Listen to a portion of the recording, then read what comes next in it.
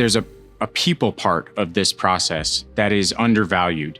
Because of the modernization and the freedom of the skies, there is a brand new group of people that are bringing fresh ideas and new ways of thinking. And those are the people that we are really excited about. Technology is getting to a place now where everyone can, regardless of background, regardless of age. You can start doing the dream even later in life as a second career because the technology is there for you to try.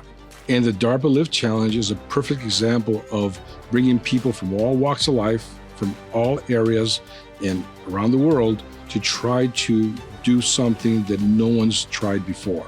What's been amazing is that in a very short period of a few months, this small ecosystem of competing individuals and teams have shown such excitement and enthusiasm and are very eager to show off what they've done. You guys, the competitors, and the families behind it, the people who allowed you to work late nights and spend money on a crazy competition that had the possibility to change the world. I really want to thank you guys for your passion, your ingenuity, your dedication to the science of aviation.